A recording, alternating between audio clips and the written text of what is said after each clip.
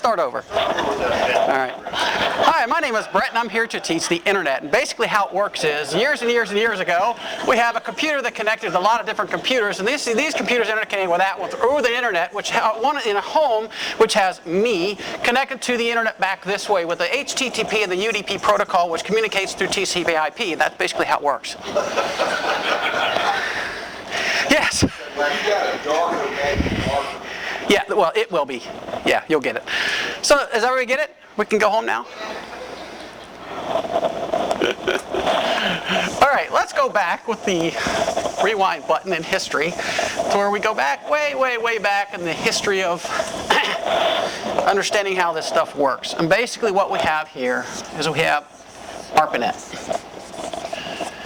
Okay? And ARPANET was the beginnings back around 1950s or 60s, I think. And what happened was the military said, we need the ability to do a lot of computing and so forth outside of people doing it. So they tried to replace it with people, or computers with people. So they start out with a computer, and then all the other bases started going online one at a time. We have a military base, okay, and then another military base, and then another military base. And they all said, hey, this is kind of neat. Now we can take information from the main computer and we can send it through a phone wire. Back then, the telephone like Cincinnati Bell or Dayton Bell, whatever you got. And they started sending information back and forth from one machine to another. And it was very slow. To send a word "the" might take a second or two. It's pretty slow. Well, what happened over time is the military bases said, hey, we're communicating with the subcontractors like GE who would make the engines. And they said, hey, we want to get in connected to this network of computers that you have. So they got connected in some fashion physically. So you got the Proctors, PR, GGEs, and all the subcontractors got connected in some fashion to these computers. So now you've got lots and lots and lots of companies out there that are now interconnected one to another, and you no longer have to send all this paper back and forth and this all bind it up and secure it, put a jail in there and a guy with a gun and protecting all the information. They could do it through one machine to another machine to another machine. Well, over time, it's kind of neat. What happens is the big regular folks said, you guys got a really, really neat system out there. We want to connect to that because you have some public information that we'd like to get a hold of without having to get in our trucks and drive the paper from place to place or person to person. So, other companies started getting connected to the ARPANET, which was a network of, and of course the bases, all the individual bases out there. So change colors. Let's go to a blue. All the bases, the military bases, were interconnecting one to another as well, not just to the main computer, but a back and forth communication. So the main companies out here said, hey, we want to get connected to your system. And they said, okay, well, you have to pay for the phone lines and you have to put your own computers and stuff, and we'll let you do that. So then all the other companies said, hey, we want lines connected, which then would be like, Cincinnati Bell, and what's a big company you guys know of? Boeing, there you go. Airliners, right. All right, Sherman, right. Well, that didn't work. Let's try orange. What did it say, Boeing? Or Boeing. That's Boeing. Okay, that doesn't work. What happened to all these markers? All right, let's try the ones I brought. Let's do red, blue, green, and this black one. Oops. Okay, what's another company? Sherman. SH, great. Okay, another one? Insurance company, right. Farmers, FAR. We'll abbreviate. And one more. Gun companies, military, they need guns. Guns, right. Subcontractors, right. Okay. S&W, whoever they are, right? Smith and Wesson. Okay, which would S&W That falls under would be here, right? Okay, right. All right, so now what happened? It grew. And the regular folks, somebody got smart and said, well, shoot, if all you guys are all interconnected on the internet, why can't we sell this open information to regular folk like us that are in a house somewhere?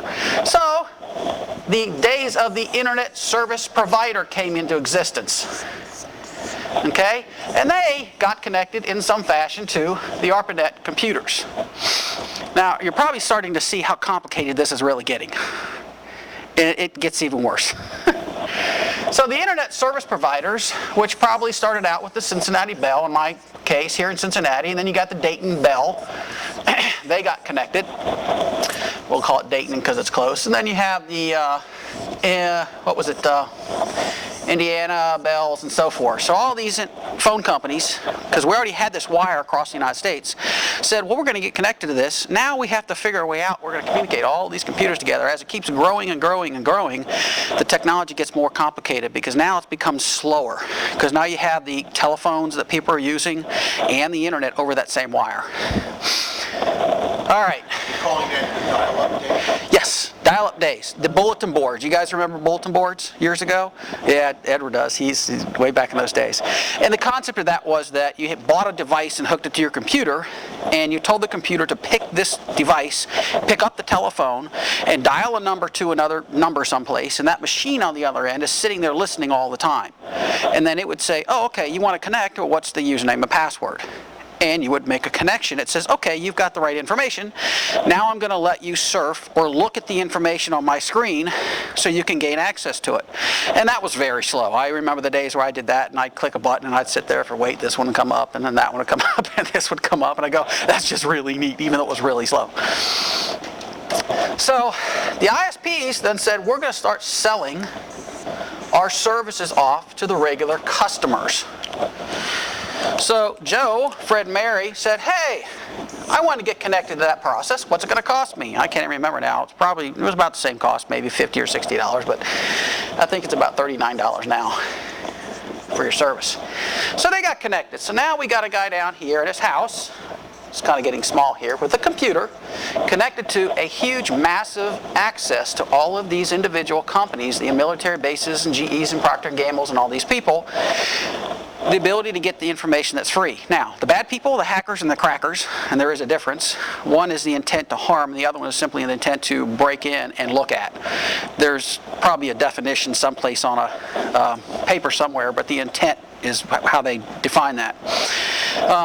So now we have the World Wide Web is starting to evaluate in the United States, to where I, sitting at my home with my cup of coffee, Java, can surf to the ISPs who have websites. Who knows the difference between a website and a web page? Mary? A website is such as Google, or it's a lot of it does a function. Okay. Web page is just your page that comes up. All right. The real definition is a website has lots and lots of pages that can do lots of different things and link to lots of different other computers. A web page is like one page in a book. When you go to that page, that's all you have. But it can link to other stuff. The site in basically attitude is the entire process and not just one page. And a site can be taking a file from here, from the base computer, a file from here, hooking it up down through the internet, and somehow getting it to this computer over here, to Mary's machine, onto her machine. So that isn't really a website, it's a page or a place to transfer information. Jack? What website has an address? Well, we're going to get into that. We're going to get into all that. So does anybody have any concepts or ideas about how this works? Any questions? It looks very loose, like it's a web Well, connected. okay, I'll go over that now. And I'm going to use this whole board. I want to leave all this up so everybody can get this. Yes, yeah. Okay, the old days of how the physical wires are, let's draw the United States. Come down, and here's Florida, back up, and then here's Canada up here. Gives us our north. North. Every state kind of looks like this. Really good map. I'll copyright this. Okay. It used to be that there used to be a primary wire that would run pretty much across the country this way, and everybody would run their wires to it and connect to it like this. The backbone is what they called that. Nowadays, it looks more like a spider web, for there's wires going every which direction in the United States in all directions. And the reason why it grew to that, well, speed's one of the reasons, but the other thing is, if we come over here into this state, and we have one wire running through the state, and this wire gets cut, all the people on this back side cannot get to the information in the next United States because that wire's been cut. So they decided to start running multiple lines out of a state from place to place, and even connecting from one to the next. That way you have a thing that looks just like a spider web. You have the outer sides and you have the inner connectivity. So if one wire, get off there. So if one wire is cut here, it doesn't matter. This guy is still interconnected this direction and can go around and still get to the other side of the country. I.e., nuclear explosion. You take out a state, well, the people on the back side of the state can still get around through other states to get to the rest of the web. It's pretty neat the way that developed over time. Okay. Now you're probably wondering, well, how does let me get back to my notes here.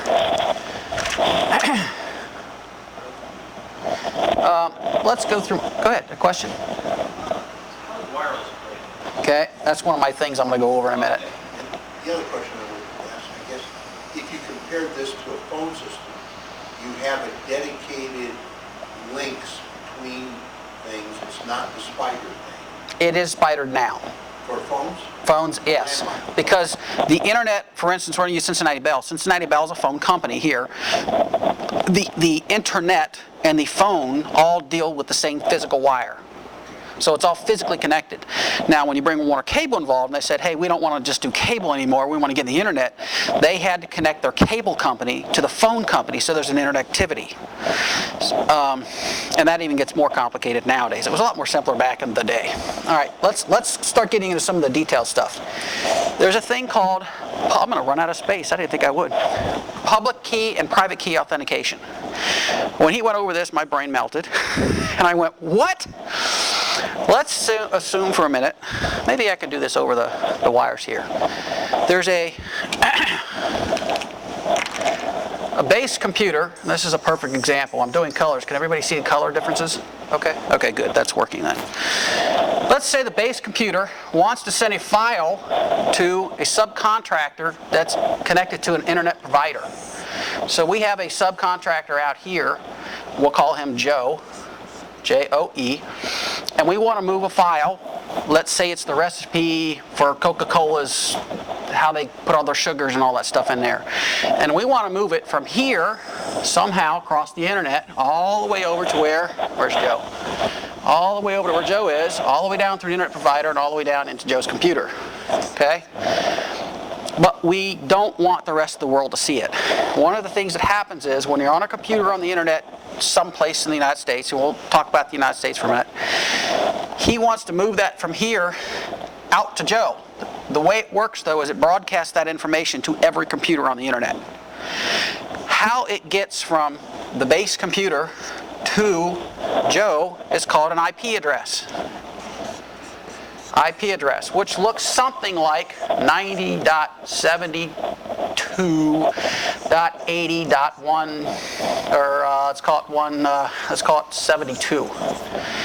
Every computer on the internet, whether it's a cell phone or a physical device, has an IP address, and this is how traffic moves on the internet. How do I know to get information from this computer through the spider web, keeping in mind that there's also interconnectivity this way?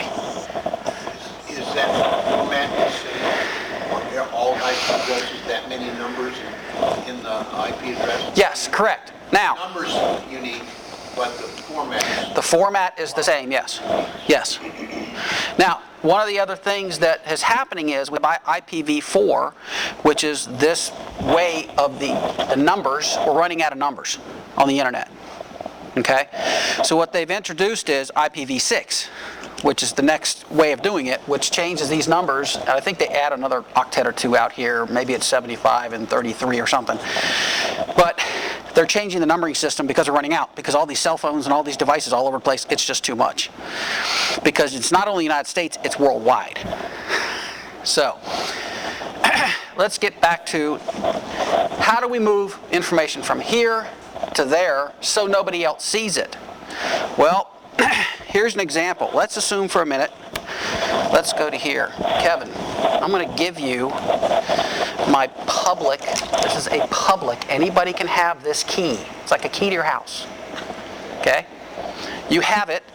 Now what you can do is use that key I just gave you and actually do it this way. This is better. I want you to take, this is your key actually. Here's your key. I want you to take that marker, is the information, and put it inside that paper. Okay? Roll it up. Okay? Now, I want you to bend the ends. Okay, now, he just locked that product down with the key I gave him. Nobody can open that product up now that it's locked. I can't, or let me say this. Nobody else can open it even if they have that key I gave him. All right, I want you to send that to me over the internet. Now I have this information. I now can unlock it because I have my private key. The private key is the only key that has the ability to unlock this to look at the information. That's the way it is today, the way they use it. The old days, if I gave him my key, it had the ability to unlock it and lock it. Well, there's a problem with that because what happens if he accidentally gives the key to our friend over here that's the bad person with a frown? I'm going to get your stuff. That person now has the key to unlock the information. That was the old way. The new way is to only give the person the ability to lock it. And the only way a person can see that information is me, the person that has my private key. That's good. That's a good way of doing it. Nowadays. That's anything that I want. Well, no. That's only if I want someone to not see it. So, for instance, here's an example. Microsoft Word. I put that Coca-Cola's recipe that only they want to know about in the Word file, and then I use my key to encrypt it.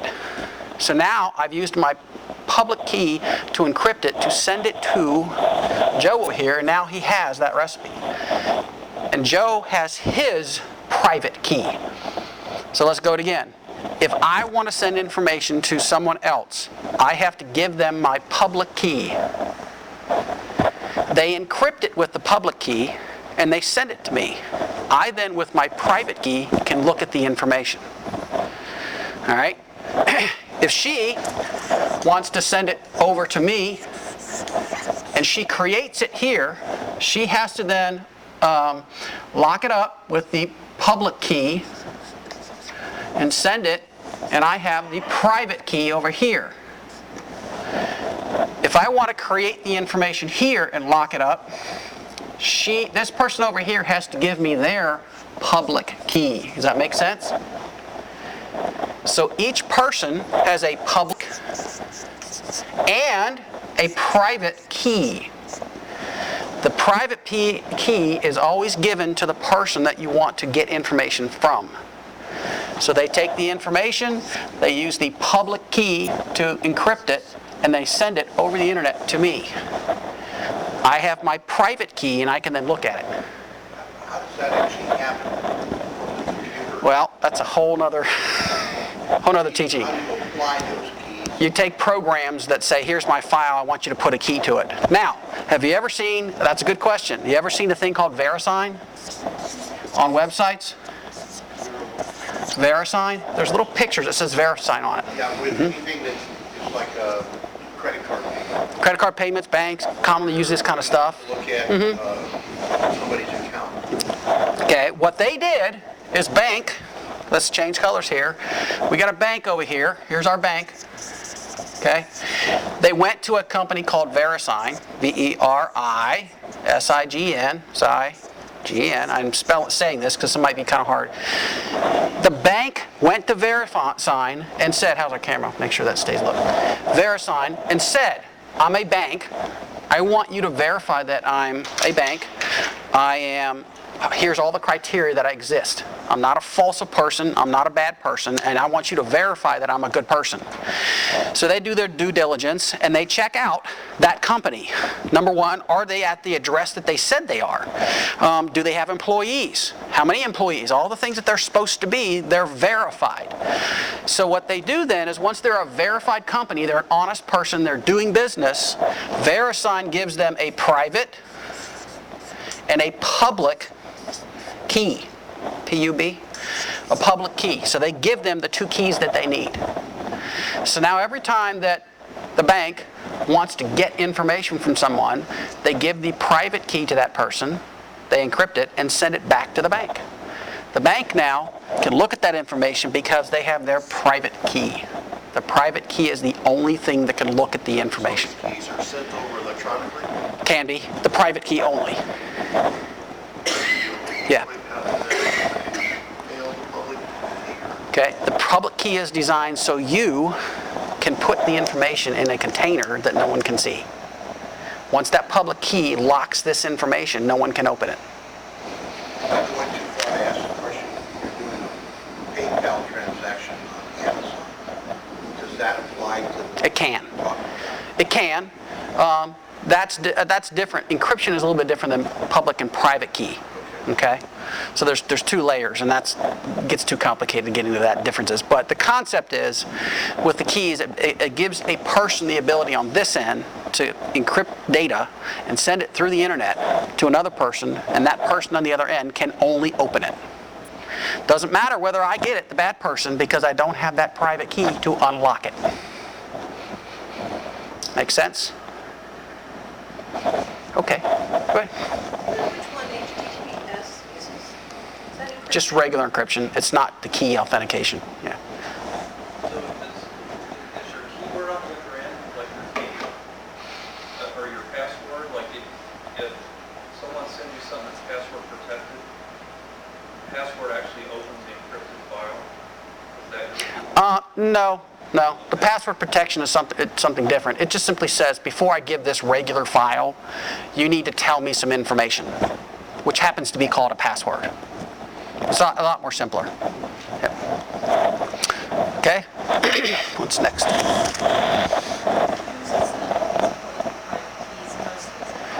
A lot of military, I would imagine, and a lot of big companies that are moving information over the regular internet, so they don't want other people to see it. So it's not the general public? Correct. Yep. Okay, fiber versus copper. Copper, I've got an example here. This wire is in your home. It's 12-2, I think this 12-2 or 14 is common to all the outlets that we run now. This wire is in this wall, and it has a couple of wires inside of it, and it's made of copper. And electricity goes through the copper wire, and I've been wanting to learn how this works. This is a ground wire, and these are two hots, which is the positive, and the neutral is the white.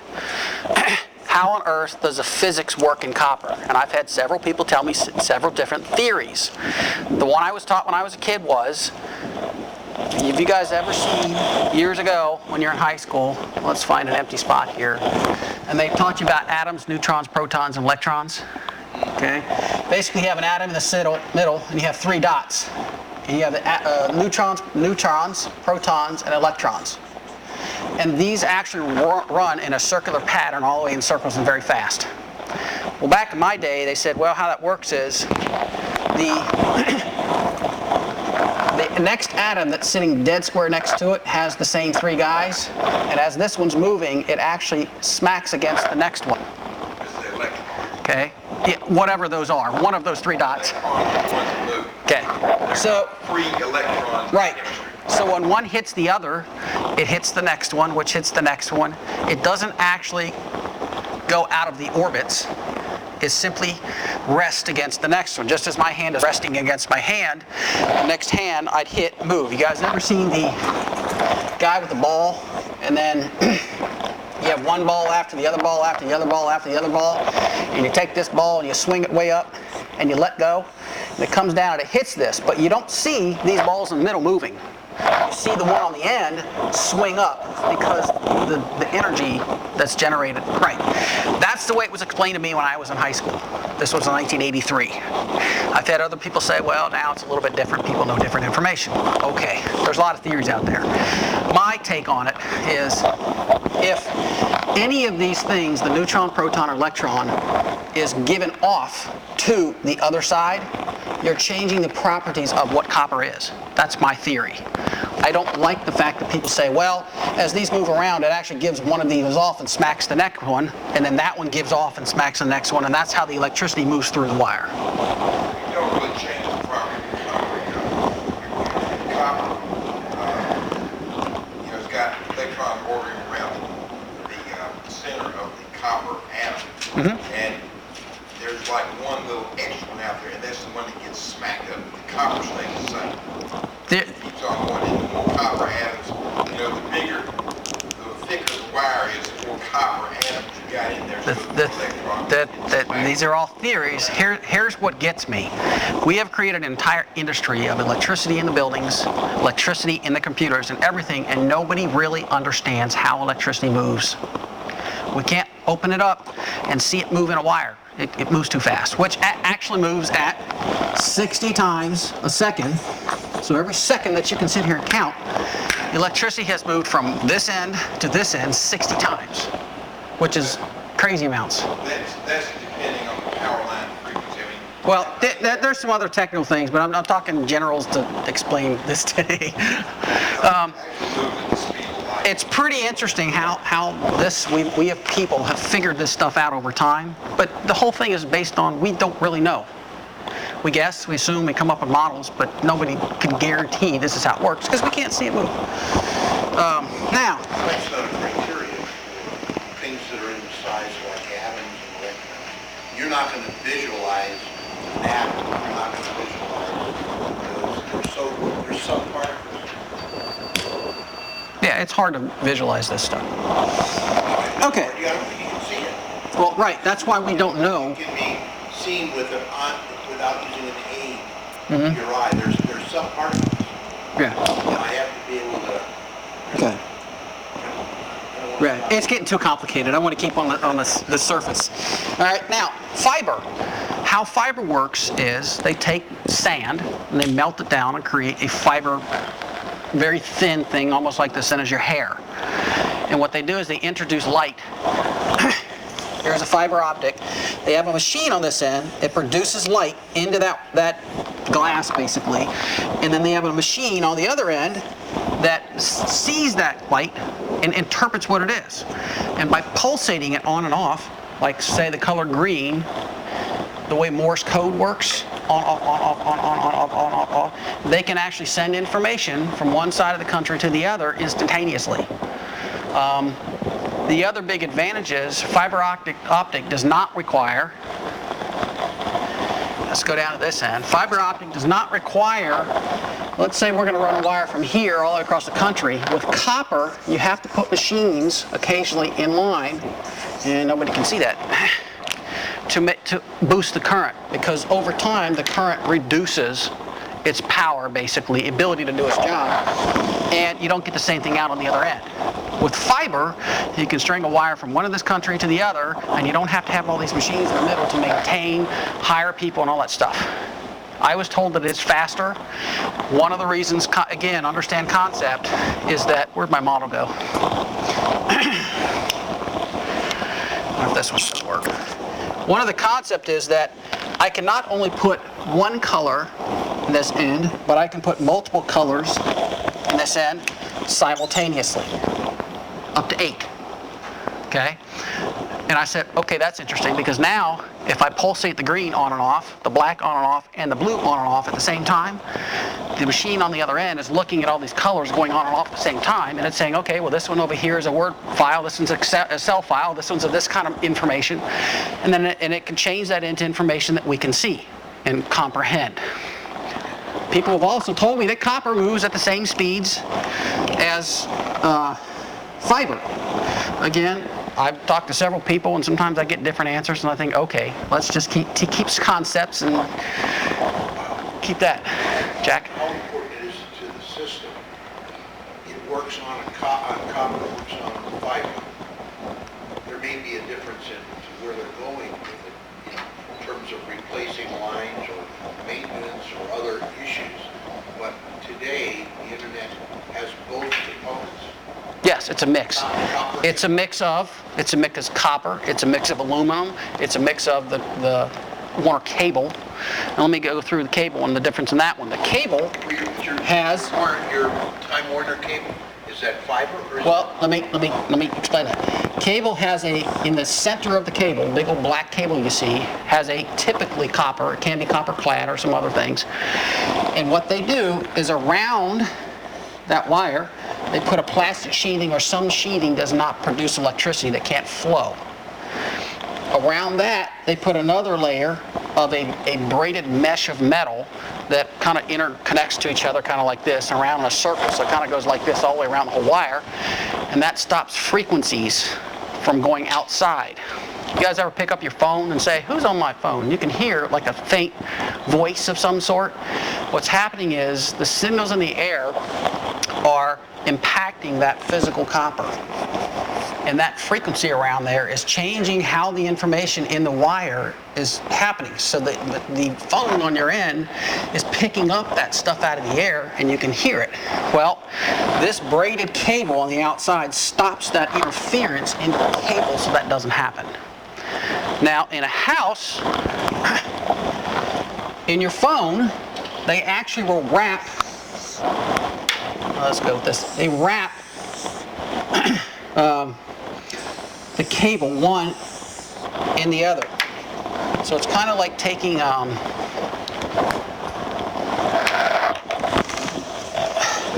instead of putting them one after the other like this, they actually take the wires and they twist the wires. So you got a twisted, that's kind of where comes twisted pair.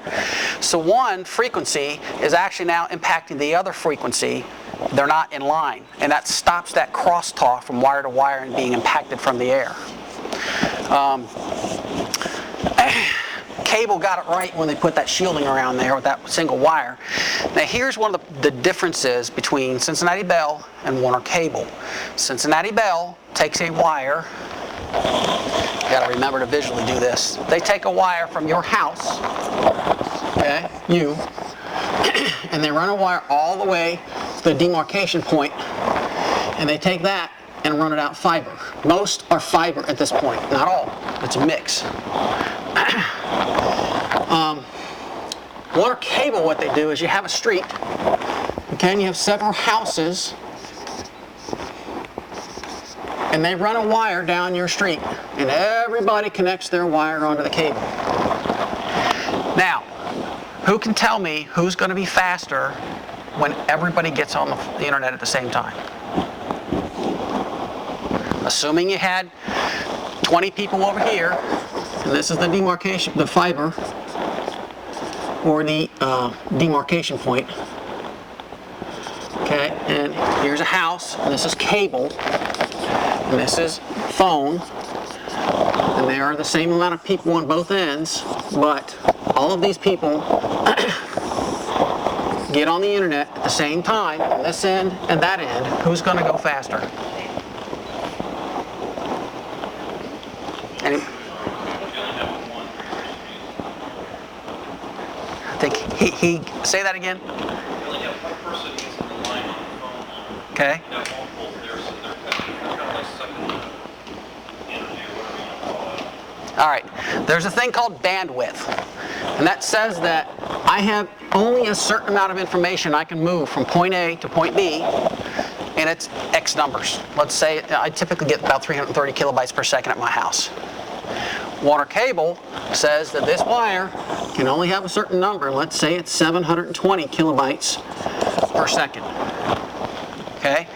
The thing is, my machine over here can probably run out 550 kilobytes per second. Well, if I can run at 550, and most computers today, he can run at 550, and he can run at 550, well, that's 1,000, that's 1,500 kilobytes. Can all these people run at the speeds they need to with that speed? No. If I can run at 550 on this end, right? and I have a direct connection to the fiber, assuming that these people allow that go through, I will run at my max speed, assuming everybody's on the internet at the same time. If it's 9:30 in the morning and I want to get on the internet and run at these speeds, can I do that without anybody using the internet? Yes. So, only at certain times is Warner Cable faster, and they won't tell you this because they don't want you to know that. This is stable all the time, but it's slower all the time. For me, I'd rather know exactly how fast is my internet going to be when I sit down and use that. If I want to move a file from place to place, if I want to get stuff, I need to know it normally takes me about 10 minutes to do what I need to do at any time of the day or night. Who's installing the fiber? That's up to the internet providers and the Cincinnati Bells of the world, because they're changing it from copper over to fiber. Yes. Warner Cable is doing it, and so is Cincinnati Bell. The day of the word cable will go away. You'll have internet provider. All right? So, if you know them, you're fine with how fast your internet connection is going to be consistent. With the phone company, yes. Well, let me say an exception. From my house to the demarcation point where my physical wire is connected, that speed is set because I'm the only person on that wire. Okay? If I try to access a computer from here and I'm over here, all these internet connectivities determine speed. I can't control that, neither can the phone company. They can control the speed from my house to them. Does that make sense? Cable doesn't, or it's less, or what I guess what you're saying is that it's connected to data, that depending on what time of day, this speed can be different. Yes. And I've seen it. And countless people I've gone to work on their computers. I'll try to download something. It'll drop to 54 kilobytes per second in the middle of the afternoon at 2 o'clock. And I'm thinking, everybody's at work. Well, it's because all the businesses are tied into that same connectivity, and it's slowing everything down. And they do this, they monitor the bandwidth, and they look at all the residential housing, and they say most people are going to be at work, so what we're going to do is change our machines, where we're connected to, Warner Cable or Cincinnati Bell, and say all the houses reduce the speeds that they can do and give more speeds to the company, because everybody has changed where they physically are. So if you're at home at 2 o'clock in the afternoon, your speeds, if you notice this, your speeds will be less depending upon what area of town you're in. If you're next to a big office and complex like this during the week, it'll probably be slower. If you're out toward the country where there's no industry, they may not pull your bandwidth down. It depends upon the internet provider.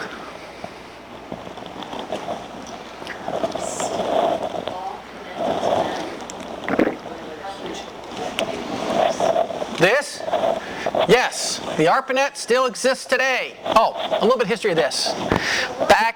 Go ahead. Everybody, I mean, I'm just shocked by that. So if I'm a hacker, I'm going after that. Well, it's not that easy.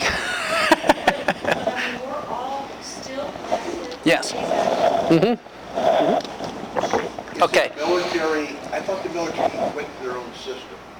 It's still the internet. Now, you can have an internal network, and I probably have way more information than I'm getting into because all these questions. This is good. This is why we're here. The military. Remember back I was talking about the private and public key authentication. It doesn't matter anymore if the military sends information over the internet to everybody, because if they put the key in there, nobody can see it. So you don't have to have dedicated wires from California, okay, all the way, a dedicated wire from here all the way down to Florida with the military, because they can encrypt their data and put keys on it and nobody can see it. So they use the regular phone system or cable system to move information. How do they separate? Let's just go back to the picture. You got 3 people in houses that are all on the street. Okay? And you're one of them, I'm one of them, and somebody else here could be the other person. Okay, so we got Jack, How do you Brett, separate and individual Fred. connections? How do you separate them? Yeah, I mean, we're all under at the same time, and we're all going to go to MapQuest and get something that individually we want from MapQuest. When we go through that system, how do the how does the access and the return stay separate? Now, what the next thing I'm going to go over, we'll cover that, is how does the information move from one machine to another electronically in the wires, and how does it decipher all this stuff? It doesn't run over the top of each other. Correct. How do we keep track of all this stuff? All right, we'll get to that. If you don't give me that answer, I won't be able to sleep. Does everybody understand basically how wireless works? Well, it's just Okay. it's a transmitted, air transmitted signal. Okay, we understand it. Does anyone have any questions about it? Radio or TV. Okay. Well, this is commonly a wireless router that you'll get, and it's a Linksys. And nowadays they're getting rid of these antennas, and they're putting the antenna physically in the box itself. You can get these from the provider, the internet provider, Warner Cable or Cincinnati Bell. And they can say, here's your ability to get connected to the internet, and we're also going to give the ability to do it wirelessly. So the signals are sent from your computer through an antenna that's built onto the bridge or the monitor through the air, where it hits these antennas. Remember, we're talking back on the wire, how the air can affect a wire. It's picking that signal up, changing it around, doing what it needs to do, and sending it out through the wire. Now, how that all happens is a whole other lesson altogether. It can overwhelm your brain. There are 4 primary protocols we use: A, B, G, and N. If you guys go to the store and you buy a laptop, it's better to have N.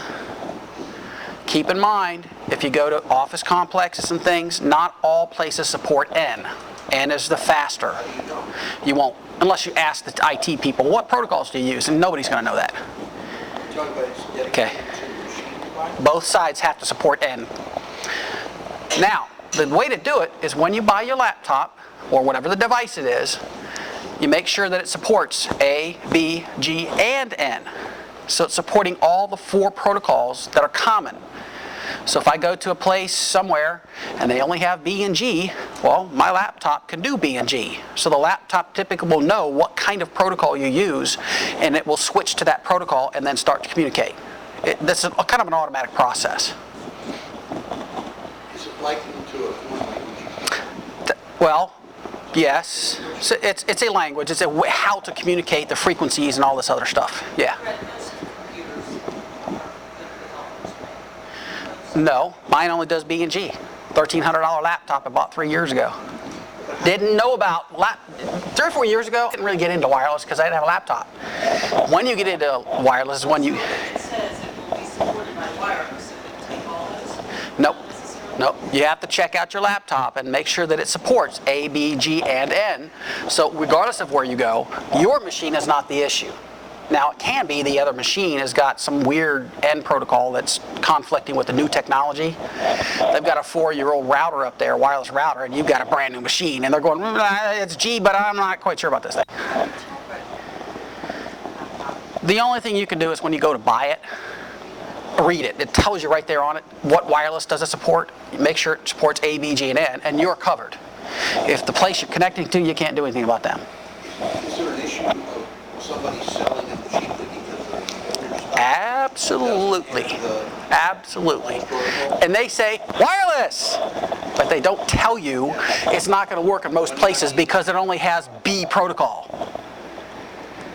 So beware, buyer beware in technology. The goal is for them to sell the product to you, not really get you to understand the best product for your needs. I run into this all the time and it just burns my bridges, but that's why people pay people like me. Okay, let's go to the next thing. We did wireless, Cincinnati Bell, fiber, hard keys, ARPANET. I was getting into ARPANET a little bit. I forgot the history of that. Oh well. Network. Oh, the network cables that you commonly will use will look like this when you go from your computer to either the box that Cincinnati Bell or Warner Cable will provide, or, and I always tell people this, I don't know if you guys can see all this, but this is a router. This is kind of like a firewall, okay? So if bad people are trying to get into you from the internet, into your firewall, the firewall says, wait, you don't have the ability to do that. No. Period. It can just simply not respond. Very good product. It costs about 100, 150, maybe 70. Firewall program or a hardware? Physical hardware. Can be software as well. I suggest getting something like that from Micro Center Mall, which is in Sharonville. You're talking about the modem being divided. This is the modem, which actually is an AC to DC converter. It's really not the old modems, but this is the router firewall. It does both. This is, yes. This box here, it's a Linksys, and this is what you want to purchase when you go buy one. So it provides a wireless service, but it also is a router to protect. Correct. A router, what routers do is they route information, which all these questions really jump into more information that teaches more information and more information. Whoops. Yeah. All right. Let me recap here. Oh, point was, these wires, when you buy them, they run at different speeds. Cat 5, Cat 5e, and Cat 6. Cat mean category of speed. These inside this wire have 8 individual wires, okay? And they are looking just like this. They are interconnected and wrapped together, so the frequencies, one wire pair next to the other, doesn't affect the other one. That's why they wrap them. The more wraps you have, the higher the speed can go. Is there a marking to tell you whether it's category? Yeah, it says right on their cat something, On the cable? on the cable itself. It's hard. You get your glasses out and you read this stuff.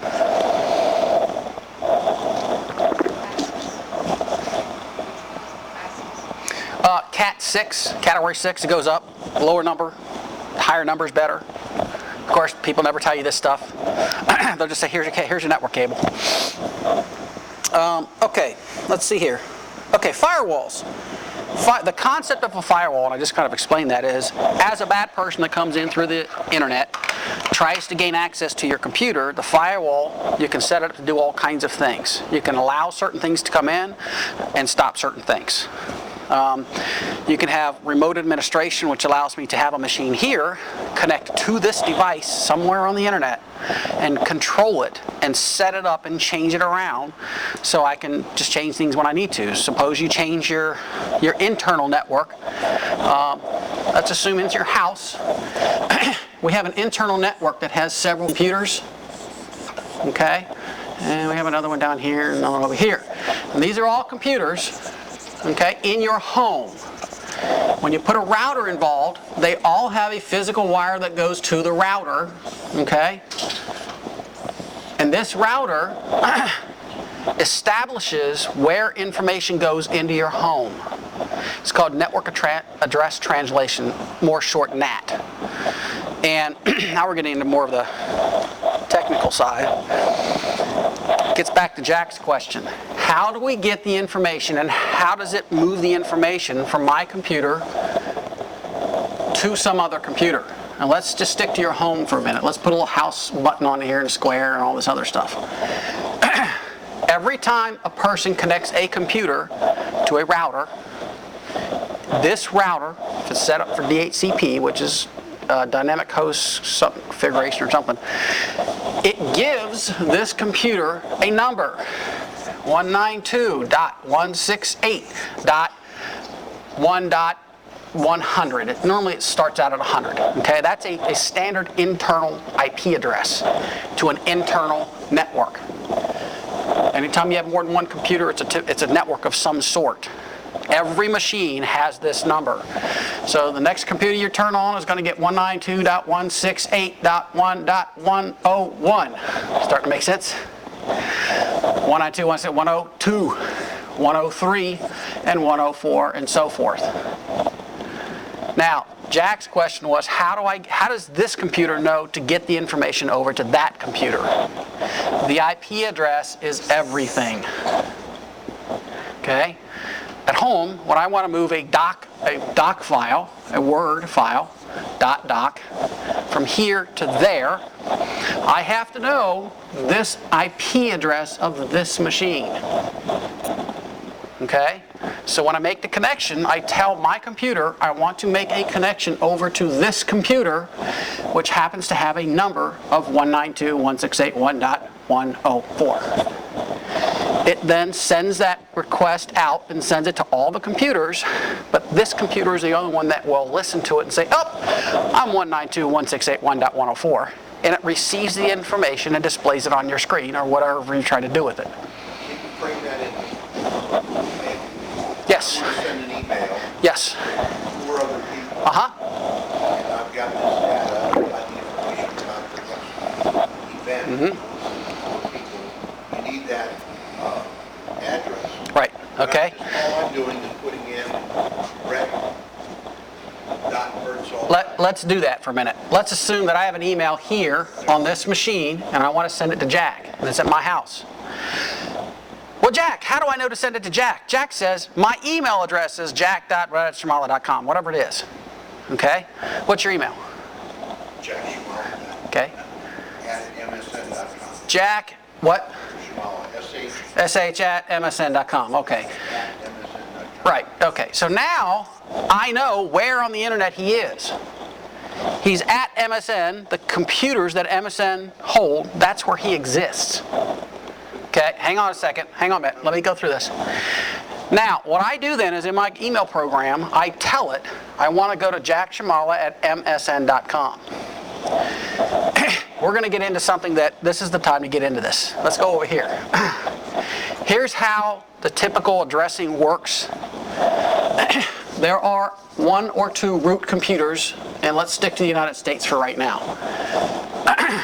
There's a connection over here that goes down to your computer. Here's your laptop. Anytime you say, I want a website, let's say Google, all right, this computer does not know where Google is. Even though I have the name, it's google.com, I don't know where this is. So the first thing your computer does is goes through a checklist and checks my computer. Is a place on your computer. Second place is I think it's a DNS lookup, I think, that says there's another list of IP addresses. Well, I don't know what the name is, but is there a number associated with that? And then there's a third one, which I forgot what it is. But if it goes through this checking point on your machine and doesn't see it, it sends that request right on up to the root computer, somewhere in the United States, and says, I want to know where google.com is in the United States. Where is it? All right. The root computer responds back and says, the IP address is 90.22.4.8.13. See how we're always getting back to this number? This is an internal IP address. This would be more like an external IP address. Brett, I know I'm stopping. When you send something, you look at that address bar. Is that when you see the processing? HTTPS? No.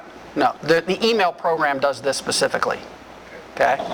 So, here's another something that years ago people were doing, bad guys. There is a let's draw it like this. There's a guy sitting out here, and we're going to give him a face with some nice, funny, bad guy. And what he wants to do is somehow get you to give him some of your real information, like your username and password to PNC Bank. So what he says is, I'm going to watch any request coming from your IP address, because remember, this computer has its own IP address, and it's internal. It's 192.something.something. Because your internet provider, we'll put the internet provider here, when you turned on your computer, the internet provider gave you an IP address. No. You can pay to make it stay the same, and that's why they changed it, to make you pay for it. They're getting better now, not changing it. They're realizing that people aren't paying for it, so why should we change it? And that's how I run my server at home, is my IP stays the same now, and I don't worry about paying for it. I used to pay for it, so it wouldn't change. Go ahead. You're saying pay for it's what would change? Yeah, they used to rotate it. Every time you turn off the modem, or you turn your computer and turn it back on again, they would assign a brand new IP address, pretty consistently. Nowadays, doesn't matter what you do. They'll leave it the same, because they realize people aren't wanting to pay for it. And it's that feature that allows a lot of the controversy to be created now with tracking, right? If that IP address were changing? That's as long as they can find out what your IP address is, they can try to attack you. Yeah, but that's what I'm saying, is it used to change. Right. Prevented long-term monitoring of the movement. Yes, because if I said I found out that John lives over at 2218 Flip-Flop Lane and I found out what his IP address was, I could go home and set it up and say, hey, I want to watch every piece of information from that IP address. And you can set up a computer to do this.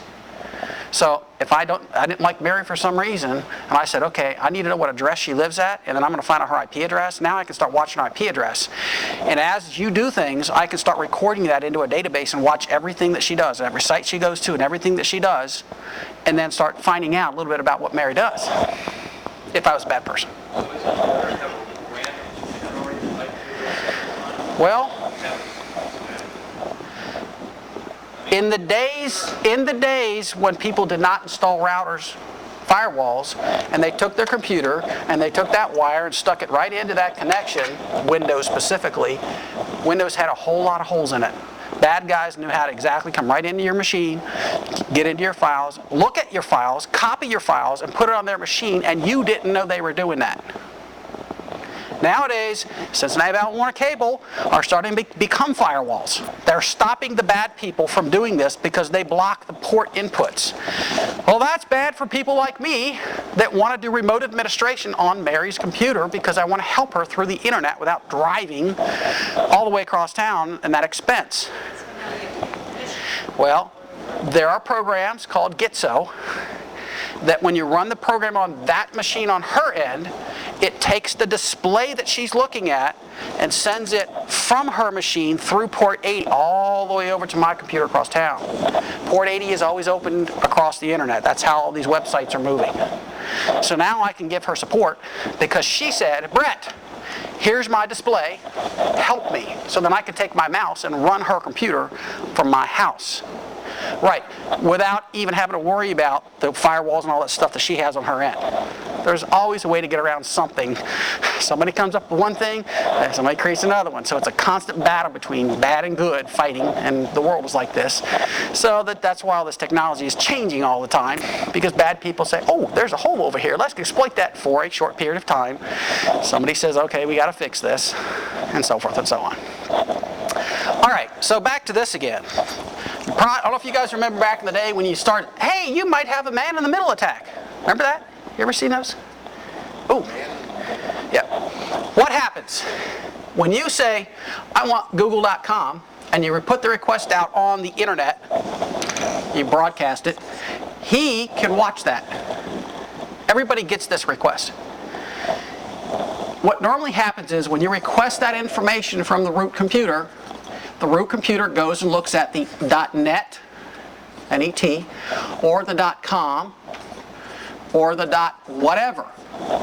And it goes to these computers and says, where has Google registered itself and what is its IP address? Then what happens is the root computer responds back to you and tells you, google.com is at 90.22.4.813. That's an example what IP, that's not a real one. And you go, okay, great. So this computer then goes out to the internet, wherever the internet is, goes way over to Google, says, Google, give me your website, google.com. It says, okay. It responds back, and it displays the website on your computer. The site, not just the one page. Well, what happens is, as you put this request out, it takes 1 second or 2 seconds or 6 seconds for this process to go through to find the information and get it back to you. If he can respond back sooner than the root computer does, let's say it takes 4 seconds for this guy, and it takes this guy 2 seconds to respond back, this computer gets a response from the bad guy, and the bad guy says, well, google.com is really at 22.14.8.3.55, which happens to be his IP address. Okay? Mary's getting this, I can tell. So then, what he does, this computer says, oh great, I want to go to this IP address and get the page from bad guy. Well, bad guy says, great, we're going to make PNC website just the same as PNC, and it's going to look just the same way as PNC, and you're going to think it's PNC's bank, or website. So what do? You put in your username and your password, and you give it to Frowny Guy. Okay? So now, he knows that you requested PNC, and he has your username and your password. So what can he do now? He can go take your money, assuming PNC allows bank transfers from one bank account to another bank account. They are now. They're becoming more that way. You pay your payments from your checking account. Right. Yeah. Or in fact, they encourage all that electronic transfer. Well, yeah, that's right. They're encouraging it, and there's a reason why they're encouraging all this stuff, but that's a whole discussion altogether. The point is, this is one concept of method of tricking you into giving information to people that shouldn't be having your information. So, originally, a real good internet website that comes on board that says, I am now something.com, that something.com, first thing it should do, it registers itself with the root computer so the root computer knows where it is. Okay? So when that request goes up to the root computer, it knows it immediately. And then these machines are getting a lot faster to get this information back to you guys. It's getting better. Can that still happen? Absolutely. How do you keep that guy out? Well, that's a whole other class.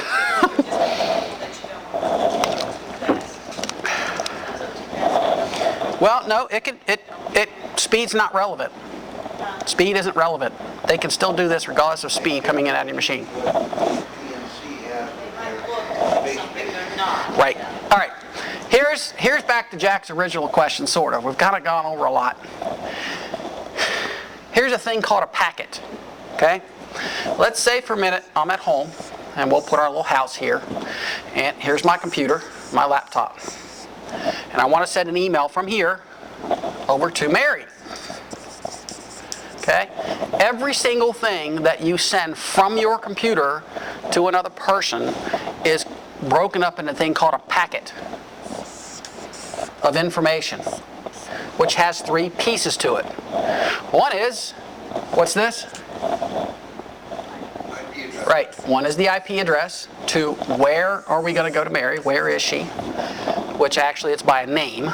And there's computers out there that resolve names to IP addresses. So you have an IP address 192, or that's an internal, 70.30.12.2.6. something. The information, which might be a Word document, or an attachment, resume, or a letter, whatever that information is in that email, is put in the middle of the packet. On the back end of the packet is error correcting information. And that's a really complicated thing that I did not understand, and we didn't... What's that? It's on the back end. Error correcting information. Error correct. Yeah. It takes mathematics to determine if 1 or 2 or 3 bits of information is lost, it can rebuild it so the whole packet is complete. If it loses any more than a certain percentage, that packet gets dropped and it has to be resent. So Mary's computer says, wait a minute, I don't get this because some of this isn't right. This computer comes back to this machine and said, resend that packet, which might be a couple pixels on a picture. How many bytes are usually in the packet of information, the actual information? Changes based on how much information this is. How many bytes? It changes. Oh, it changes. Yeah, because if this word is 4 pages long for this packet, and the next packet, the next packet, the next packet, the next packet, until that Word file is complete, each one of these packets is going to be a different size. The answer to my question about people sending things through the same wire because there's different packets that go through the wire. It's not the different wires. Now we get into how do we route information. All right, let's get back over to here again. This is why I wanted to do this. There's no way I could do a PowerPoint explain all this. Yeah. Well, see, first off, you get this and that, and this router goes over that, where the HTTP. All right. Brenda, just one quick we end this in about 5 minutes. Okay. Break. We'll come back.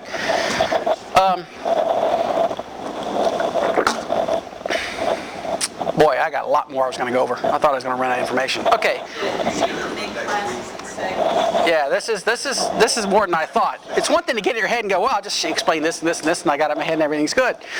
Let's do something real quick. Let's do a little bit of a. Brad, you want to continue, that's fine. Well, we're going to take a break here in a minute. We'll chat. Here is my computer. Okay, and duh.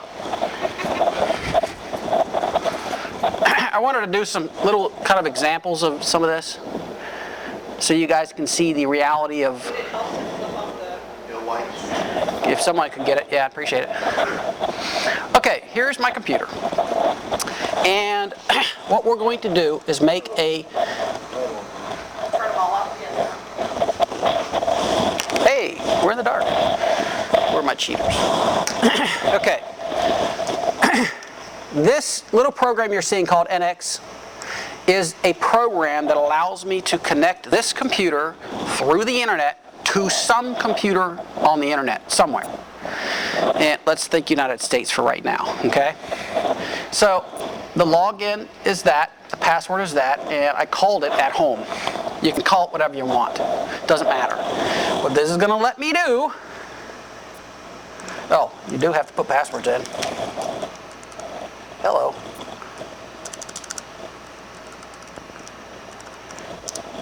Connecting, connected, good. It just communicated. What? Okay. Okay. It may not allow me to type. Shoot.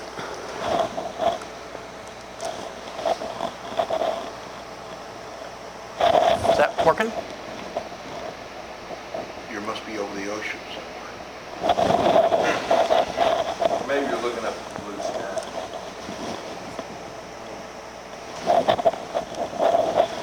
Take a break and then. There we go. It's not letting me shoot. It's disconnecting when I try to use it. Okay. Well, anyway, I was going to do this, and it's not letting me do it. Basically, what happens is the NX software. I set the machine up on the other end to require a username and a password. Once I give that computer that, it will take the display that's out there that I would look at if I was sitting there, and it sends it through port 80, through the internet, back over to here, to the IP address that this has. And it's going through the router that he has here in the building, all the way down to this machine. And what it then does, it displays that as you can see it. Oh, here we go, it connected. You see how it says NX right here at the top? Yeah. Right at personal, blah, blah, blah. This screen, okay, is the computer at home, or an office, or a shed someplace. Doesn't have, it's just a computer on the internet. So now what I can do is, and didn't set it up to where I can run that machine in this. See, that's the only thing with PowerPoint stuff is it disconnects one and allows the other one. He has the same problem. I can, as you see, it looks the same as if I was sitting there. I can take my mouse and I can run that computer in that other place just as if I was sitting there. So the concept is I can then make the same connection from this computer in the office to another computer someplace, make a connection, and then do bad things from that third computer. Make sense? So it gives you a bit of an idea of some of the concepts out there the bad people are doing over the internet that most people have no clue about. So when I say it's important to worry about security, yes, it's important to worry about security. There's a lot of things that people don't know, and it'll bake your noodle. Anyway, I guess we'll take a break now. Is there any quick questions anybody has? Okay, well, let's take a break, come back about 5 or 8, 10 minutes, and we'll continue with me or Joy.